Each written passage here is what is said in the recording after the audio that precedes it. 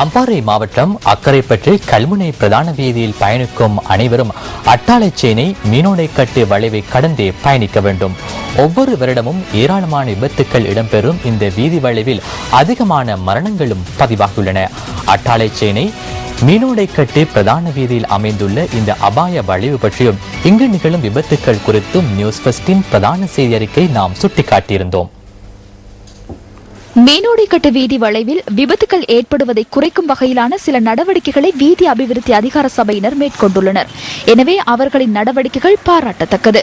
குறித்த வீதி வளைவில் வேக கட்டுப்பாட்டினை இழக்கும் வாகனங்கள் வீதியை விட்டு விலகி அங்குள்ள பள்ளமான பகுதியில் விபத்துக்குள்ளாகின்றமை அண்மை காலமாக அதிகமாக பதிவாகியது. இதனை தடுக்கும் முகமாக அந்த இடத்தில் வீதியோரமாக இரும்பு புள்ளிகளை வீதி அபிவிருத்தி அதிகார சபையினர் நிறுவியுள்ளனர். மேலும் குறித்த இரும்பு புள்ளிகள் பளபளக்கும் சமிக்கை நிறத்தினை கொண்டுள்ளமையினால் இரவு நேரத்தில் பயணிக்கும் வாகனங்கள் குறித்த இடத்தில் வளைவொன்று உள்ளமையை இலகுவாக இனங்காணக்கூடியதாக உள்ளது. அந்த மரண வளைவு இரு வளைவுகளிலே வீதி தடைகளை ஏற்படுத்த வேண்டிய பாரிய பொறுப்பு இருக்கின்றது. பொருத்தமான இடங்களிலே வீதி தடைகளை போட வேண்டும். அந்த ஓரங்களிலே அது சம்பந்தமான விளக்கங்களையும் விட வேண்டும்.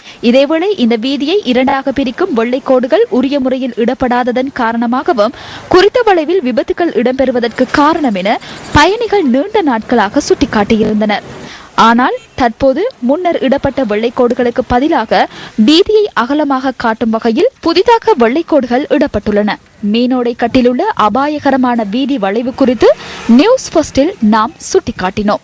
அந்த சக்தி தெரிவித்ததன் காரணமாக இப்போ அந்த வீதிகளை இந்த கோடுகளை அகலப்படுத்தியும் கோடுகளை குட்டியும் தற்போது அந்த வேலை நடந்து கொண்டிருக்கிறது. இந்த கோடுகளையும் இந்த வீதியை அகலப்படுத்து அந்த பெயிண்டுகளால் காட்சிப்படுத்துவதையும் அந்த இரும்பு கம்பிகளை நாட்டுவதாலையும் நமது வீதி விபத்துகளை குறைக்க முடியாது. அதனை அடுத்து குறித்த 2 நடவடிக்கைகளையும் வீதி அபிவிருத்தி அதிகார சபையினர் மேற்கொண்டுள்ளனர். இந்த நடவடிக்கைகளுக்கு முன்னதாக அக்கரைப்பற்று போலீஸ் பிரிவுக்குட்பட்ட பகுதிகளில் 2012 மற்றும் 2013 ஆண்டுகளில் மொத்தமாக 144 வீதி விபத்துக்கள் இடம்பெற்றுள்ளதோடு அதில் 16 பேர் உயிரிழந்தனர். இதில் அதிகமானவை இந்த வளைவில் இடம்பெற்ற விபத்துக்கள் என்பது குறிப்பிடத்தக்கது.